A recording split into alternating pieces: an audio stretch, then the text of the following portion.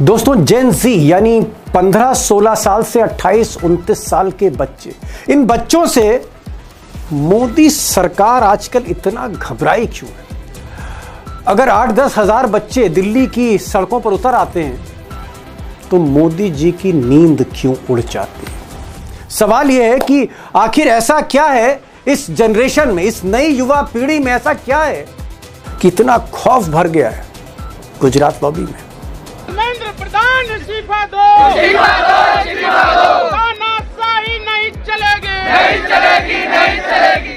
अगर आप पिछले 4-5 वर्षों का इतिहास देखें, तारीख देखें, तो इसी जेन ज़ी ने, इसी जनरेशन ने कई सरकारों के, कई मुल्कों में सरकारों के तख्ते पलट दिए। मिसाल के तौर पर वो चाहे 2022 का श्रीलंका हो, या फिर 2024 में बांग्लादेश हो, या फिर 2025 में इंडोनेशिया हो, या फिर इसी साल 2025 में नेपाल हो। जेन ज़ी जहां जहां सड़कों पर उतरा है, वहां वहां सरकारें गिरती गईं, तख्त और महल लुटते चले गए।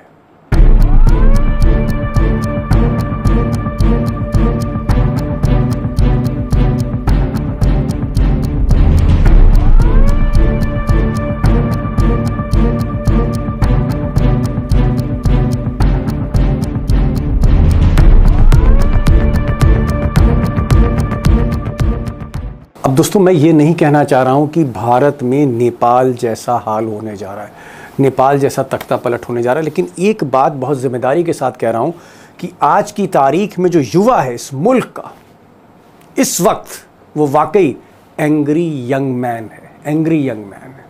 छात्र विरोधी है सरकार, नहीं चलेगी, नहीं चलेगी। भ्रष्टाचार की है सरकार, नहीं चलेगी, नहीं चलेगी। अब सच्चाई ये भी है कि युवाओं का, जेन ज़ी का ये जो गुस्सा है, पहली बार 12 वर्षों में पहली बार, यानी 2014 के बाद पहली बार सड़कों पर ये गुस्सा दिख रहा है। और इसलिए वो चाहे मिस्टर मोदी हों या मिस्टर शाह हों, भीतर से हिले हुए हैं, एक जैसे डर समाता जा रहा है। अब मोदी जी तो जेन ज़ी पर कुछ नहीं बोल रहे, चुप हैं, लेकिन उनके जो नए नवेले अध्यक्ष हैं, राष्ट्रीय अध्यक्ष हैं, नड्डा जी के बाद जो बनाए गए नितिन नबीन ने आज कहीं ना कहीं मोदी जी के दिल की बात कह दी। उन्होंने एक ट्वीट में कहा, आप ट्वीट देखिए अपनी स्क्रीन पर, एक्स प्लेटफॉर्म पर, कुछ लोग विदेश में बैठकर ये सोच लेते हैं कि हम भारत के युवाओं को दिशा दे देंगे। भारत का युवा किसान के साथ चौपाल में रहता है, कॉलेज कैंपस में रहता है, लेकिन भारत का युवा दिल्ली में बैठे कुछ लोगों की मुट्ठी की कठपुतली बनकर आगे नहीं बढ़ने वाला है। अब ये इशारा साफ तौर पर अभिजीत दीपके की तरफ है, जो अमेरिका में रहते हैं, कॉकरोच पार्टी के संस्थापक हैं, बोस्टन से आज दिल्ली आए थे, और उन्हीं पर सीधे सीधे चोट है कि आप कठपुतली नहीं बना सकते, आपका कुछ चलेगा नहीं यहाँ पर। अब बीजेपी का डर अपनी जगह, उसको लगता है कि ये जो कॉकरोच है कहीं धीरे धीरे वो कमल को ही ना खा जाए। बहरहाल इस डर पर बाद में बात करेंगे, लेकिन हम ज़रा युवाओं की बात कर लें कि युवाओं की आज की तारीख में दोस्तों स्थिति क्या है, और स्थिति अच्छी नहीं है। अगर आंकड़ों से मैं तस्वीर बयान करने की कोशिश करूं तो इस वक्त हिंदुस्तान में जितनी बेरोज़गारी है उसमें 67% जो बेरोज़गारी है वो अंडर ग्रेजुएट्स, यानी जो पढ़े लिखे ग्रेजुएट्स हैं, 67% वो बेरोज़गार है। वो चाहे इंजीनियर हो, वो चाहे डॉक्टर हो, वो चाहे बीकॉम कॉमर्स के स्टूडेंट हो, या फिर वो बीए के स्टूडेंट हो, नॉर्मल ग्रेजुएट हो। ग्रेजुएट्स 67% हिंदुस्तान में अनएम्प्लॉयड। और ये डाटा मेरा नहीं है, आज़िम प्रेमजी यूनिवर्सिटी का डाटा जो आप अपनी स्क्रीन पर देख रहे हैं।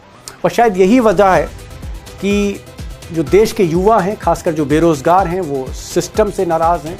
और अगर आप मेंटल स्टेट उनका देखेंगे तो थोड़ा सा डिप्रेस हैं, फ्रस्ट्रेटेड हैं, थके हुए हैं। और ऐसी स्थिति में जब कोई बेरोज़गार युवा कोई कॉम्पिटिटिव एग्ज़ाम देने बैठता है या नौकरी की तलाश में कोई रिक्रूटमेंट टेस्ट देता है, तो या तो पेपर लीक हो जाता है, या फिर इम्तिहान में कोई धांधली हो जाती है, या नंबर चेकिंग में कोई टेक्निकल ग्लिच आ जाता है। और हद तो तब हो जाती है जब इस देश की सबसे बड़ी अदालत का सबसे बड़ा जज, चीफ जस्टिस ऑफ इंडिया, वो बेरोजगारों को कह देता है कि ये तो कॉकरोच हैं, already parasites in society who attack you people, you attack the system, and you want to join hands with them. There are youngsters like cockroaches. और चीफ जस्टिस के कॉकरोच कहने के बाद जब एक भारतीय युवा ने, जो अमेरिका में रह रहे थे, अभिजीत दीप के, इन्होंने कॉकरोच जनता पार्टी ही बना दी और उसका मैनिफेस्टो ये रख दिया कि अगर कोई चीफ जस्टिस या कोई सुप्रीम कोर्ट का जज रिटायरमेंट के बाद सरकारी ओहदे पे बैठता है, राज्यसभा का मेंबर बनता है, तो हिसाब करेंगे और इस सरकार का भी हिसाब करेंगे। जब इस तरह की एक पार्टी सोशल मीडिया पे खड़ी होती है तो फिर ऐसे जो युवा जो पेपर लीक होने से, धांधली की वजह से बेरोजगार थे और बेरोजगार होते चले जा रहे थे, दोस्तों उन्हें एक उम्मीद का एक चिराग दिखता है। और शायद यही वजह है कि रातों रात कॉकरोच जनता पार्टी के फॉलोअर सोशल मीडिया पे, खासकर इंस्टाग्राम पे 1 करोड़, 1.5 करोड़, 2 करोड़ की संख्या पार करते चले गए। एक समय तो ऑलमोस्ट 3 करोड़ फॉलोअर थे, जो शायद बीजेपी, कांग्रेस या जितनी भी इस देश में राजनीतिक दल हैं उनसे कहीं ज़्यादा फॉलोअर इस पार्टी के थे। अब दोस्तों, शुरू में मैंने एक सवाल किया था कि नरेंद्र मोदी जी इतना डरे क्यों हैं, घबराए क्यों हैं इस कॉकरोच जनता पार्टी से, या इस जेन ज़ी की जो पीढ़ी है, नई पीढ़ी, इससे क्यों डरे हुए थे।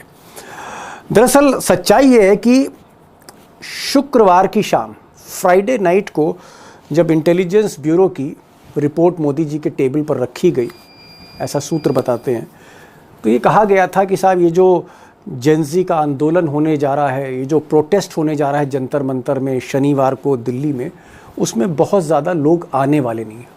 हद से हद 1,500-2 हज़ार लोग आएंगे, या आप यूँ कह सकते हैं 2-2.5 हज़ार आएंगे। अब 2-2.5 हज़ार का प्रोटेस्ट का तो कोई मतलब नहीं है। अब ये रिपोर्ट पढ़कर मोदी जी को थोड़ा सुकून भी मिला होगा, उनको लगा होगा कि भाई ठीक है, एक हवा का झोंका आया और चला गया। लेकिन आज शनिवार को जब ये प्रोटेस्ट शुरू हुआ 10-11 बजे से, और अभिजीत दीप के जो है वो दिल्ली लैंड करते हैं, बोस्टन से फ्लाइट पकड़ते हैं, सीधे नई दिल्ली आते हैं और उनके साथ कुछ 4-5 साथी उनको एयरपोर्ट पे रिसीव करते हैं। लेकिन पार्लियामेंट स्ट्रीट थाने आते आते सरकार के होश उड़ गए, क्योंकि खबर ये आने लगी लोकल इंटेलिजेंस से कि साहब दिल्ली का जो रेलवे स्टेशन है वहाँ पर छात्रों की भीड़ है, जो मेट्रो स्टेशन है वहाँ पर छात्रों की भीड़ है, युवाओं की भीड़ है, बस अड्डे हैं वहाँ पर भीड़ है। और धीरे धीरे ये जो तादाद है ये 1,500 से 2,000, 2,000 से 2,500, 2,500 से 4, 4 से 5 और बढ़ती ही चली गई। और शायद ये जो भीड़ बढ़ती चली गई उसने सरकार का कॉन्फिडेंस हिला दिया कि हो क्या रहा है। अब दोस्तों, आज के इस प्रोटेस्ट में 2 ऐसी चीज़ें हुई जो मोदी जी के मुखालिफ गई। नंबर 1, एक्सपेक्टेशन से ज़्यादा क्राउड आया। कहाँ इंटेलिजेंस एजेंसीज कह रही थी कि हो सकता है 1,500-2 हज़ार, 2,500 हज़ार तक बच्चे आएंगे, लेकिन 4-5 गुना ज़्यादा बच्चे आए। और अगर आप कनॉट प्लेस का एरिया भी जोड़ लें तो ये गिनती वाकई 10,000 से ऊपर जाती है। बहरहाल मैं इस गिनती में नहीं पढ़ना चाहता हूँ, लेकिन सच्चाई है कि 19 से ज़्यादा संख्या में बच्चे प्रोटेस्ट में शामिल हुए थे, वो भी जब टेम्परेचर 40-42 डिग्री हो, ह्यूमिडिटी बहुत ज़्यादा हो और व्यवस्था नदारत हो। वहाँ पर खुली सड़क पर और तपती धूप के नीचे इस आंदोलन में 5-6 घंटे खड़े होना आसान नहीं था, और शायद इसलिए अभिजीत की तबीयत भी खराब हुई।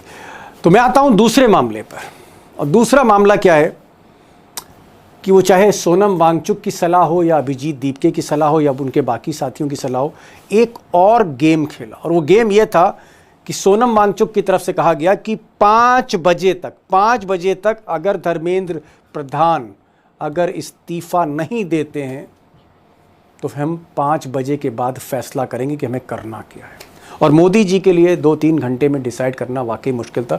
वैसे भी दोस्तों, अगर धर्मेंद्र प्रधान को आज वो कुर्बान करते हैं तो कई मंत्रियों को कुर्बान करना पड़ेगा।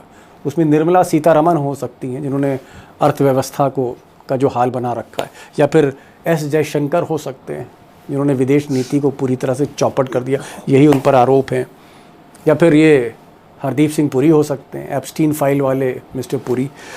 कई मंत्रियों को कुर्बान करना पड़ेगा अगर धर्मेंद्र प्रधान को कुर्बान किया।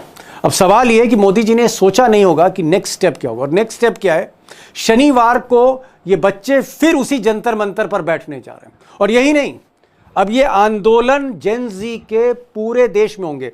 दिल्ली के अलावा कलकत्ता में होंगे, मुंबई में होंगे, भोपाल में होंगे, अहमदाबाद में होंगे, बेंगलोर में होंगे, हैदराबाद में होंगे और भी कई शहरों में होंगे।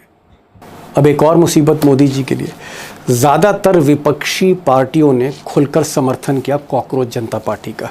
सबसे पहले तो जितनी लेफ्ट पार्टीज़ हैं, जेएनयू के स्टूडेंट यूनियन से लेकर चाहे वो सीपीएम हो, सीपीआई हो, जितनी भी लेफ्ट पार्टीज़ हैं, वामपंथी दल हैं, वो सब के सब शामिल हो गए। इसके अलावा समाजवादी पार्टी की तरफ से भी बयान आ गया। अखिलेश यादव की पत्नी डिंपल यादव ने कहा कि हम समर्थन करते हैं। हम सभी युवाओं का समर्थन करते हैं। समाजवादी पार्टी लगातार जितने भी मुद्दे हैं उसमें अपनी बात बहुत प्रखरता से रखती आई है। लोगों का बहुत साथ और विश्वास समाजवादी पार्टी के साथ है। तृणमूल कांग्रेस ममता बनर्जी भले ही इस वक्त मुसीबत में फंसी, लेकिन उनके ज़्यादातर सांसद नेताओं ने खुलकर समर्थन किया है जेन-ज़ी के इस आंदोलन का। उद्धव ठाकरे की जो शिवसेना है उसकी तरफ से संजय राउत ने कहा कि हम समर्थन करते हैं। बाकी पार्टियां भी समर्थन कर रही, सिर्फ कांग्रेस थोड़ा सा परहेज़ कर रही, क्योंकि कांग्रेस में जो कुछ संगठन के नेता हैं, कुछ लिबरल्स हैं, उनका ये सोचना है कि इसके पीछे कोई ना कोई बीजेपी की चाल है, इसके पीछे बीजेपी की चाल है। कांग्रेस को लगता है कि शायद ये जो जेन-ज़ी का आंदोलन है कहीं ना कहीं कांग्रेस की जो नेशनल स्टूडेंट यूनियन है, NSUI, जो यूथ कांग्रेस है, उसकी स्पेस ना ये खा ले कहीं पर। तो ये थोड़ा सा भी आप कह सकते हैं कि कांग्रेस को थोड़ा शक शुबा है। लेकिन राहुल गांधी ने अभी कोई स्टेटमेंट नहीं दिया, लेकिन सूनर और लेटर अगर ये आंदोलन तेज होता है, अभी तक गैर राजनीतिक है, अगर इसका फ़ायदा होगा किसी को तो ममता बनर्जी को नहीं होगा, स्टैलिन को नहीं होगा, वो किसी अखिलेश यादव को नहीं होगा। असली फ़ायदा अगर हिंदुस्तान में कोई उठाएगा मोदी के खिलाफ तो वो यही साहब है, राहुल गांधी। तो आप कह सकते हैं कि कहीं ना कहीं कांग्रेस आगे पीछे सोनर लेटर इसमें शामिल होगी, और अगर ऐसा होता है तो फिर मोदी जी का बीपी थोड़ा और हाई हो सकता है।